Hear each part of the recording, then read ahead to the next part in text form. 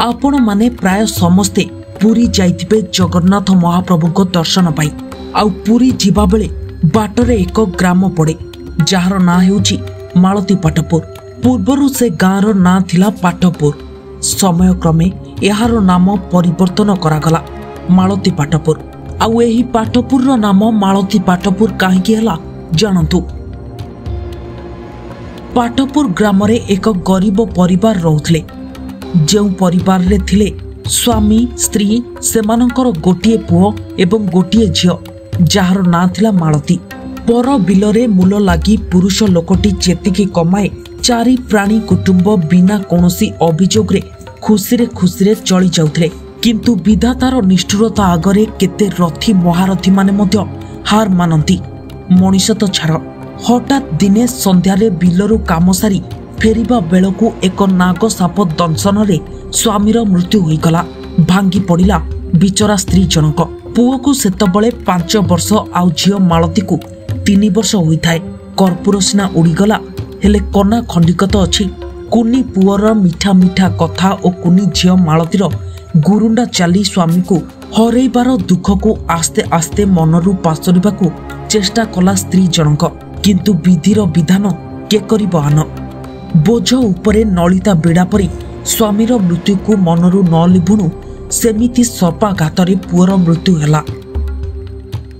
आउ शरीर रे मेरुदंड भांगिबा परे शरीरर अवस्था जेमिति हुए स्त्री लोकटीर मानसिक अवस्था सेमिति होई पड़िला। एही घटना को चाहू चाहू 2 वर्ष बीतीगला। स्त्री लोक जनक काहा घरे बासन माजित आउ काहा घरे झाड़ू करी जहा किछि रोजगार करी सेथिरे ओलिए खाई ओलिए उपास रही चली जाती उभय माँ और 5 वर्षर झियो मालती।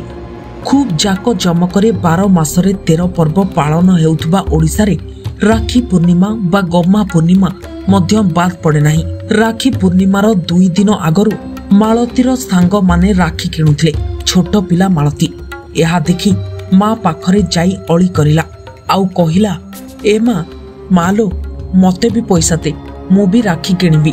माँ मालती मुंड को आउसी काहा घरु काम करी आनी कानी रे बांधिथिबा 10 पैसिटे धरे देला मालती हाथ को। पर दिन सकाळु मालती दुकान जाई राखीटिए किणिला। सांग मानक ठारू बुझिला जे एइटा भाई मानक हाथ रे बंधा जाए। संध्यारे खेला खेली सारी घर को फेरिला मालती। दिन सारा कामरे क्लांत होई चिरा सपटिए बिछाई तले सोईथाए माँ। माँ पाखरे मालती बसी पचारिला, माँ मो भाई काई? मोर सबु सांग माने तांको भाई हाथ रे राखी बांधिबे। आउ 2 दिन परे राखी पूर्णिमा। मो भाई कोठी अछि कह माँ, मु भी राखी बांधिबी मो भाई हाथ रे। मालतीर एही कथा सुनी माँ कांदी पकाइले। मालती को कोलाई नहीं कहले, तो भाईर ना हेउछि जगा भाई आउ सीए श्रीमंदिर रे रहे। तू ता हाथ रे राखी बांधिबू। छोट 5 वर्षर कुनी झियो मालती कौन बा जाने संसार बाबदरे, कौन बा जाने मोह माया। राति 4टारू उठी हाथ रे राखी धरी चलिला मालती श्रीमंदिर आड़कू। ता माँ कहिथिबा जगा भाई हाथ रे राखी बांधिबाकू। बाट सारा लोकंकु रास्ता पचारि पचारि कुनी झियो कुनी कुनी खाली पादरे मालती जाई पहुंचिला गाँ ठारू 10 किलोमीटर दूर श्रीमंदिर रे। मंदिरर सबु पंडा सेवायत सुआर जहाको देखिला मालती पचारला, मो जगा भाई को कहीं देखिछ कि? सीए एही मंदिर रे रुहे, किए बा काहीं जानिबो किए ता जगा भाई? आउ समस्तंकर सेही गोटिए उत्तर, ना आमे जानि नाहु। मंदिरर सबु पूजार्चना नीतिकांति सरिला। पहड़ पड़िला आउ मालती सेमिति खोजुथाए ता जगा भाई को। 5 वर्षर पिलाटिए दिन सारा अखिया अपिया सेथिरे पुणी दीर्घ 10 किलोमीटर खाली पादरे चली चली पाद सारा फोटकामय हो जाए। आउ दिन सारार थका मेंटाइबा पई पहड़ पड़िबा परे भाई को न पाई कांदी कांदी सोई पड़िला सिंह द्वारर एक कोणरे जीर्ण शीर्ण एक मनीष परी मालती। आउ मध्य रात्रि रे केउ एक प्रहर रे सारा सहर निस्तब्ध। आउ एही समय रे केही जणे आसी मालती मुंडरे हाथ बुलाई डाकिला, मालती ए मालती उठ हेबे। मु परा तो जगा भाई, आसे शीघ्र राखी बांधी घर को जा, तो बो तते दिन सारा खोजुची। दिन सारार क्लांत सते जेमिति क्षणिकरे उभाई गला मालती देहरु आउ खुशी रे राखी बांधी बाहरिला घरकू आउ जाऊ जाऊ अटकी गला। पछकू फेरी जगा भाई को कहला, भाई तू भी चाल मो सांगरे, मते डर लागिबो बाटरे एका।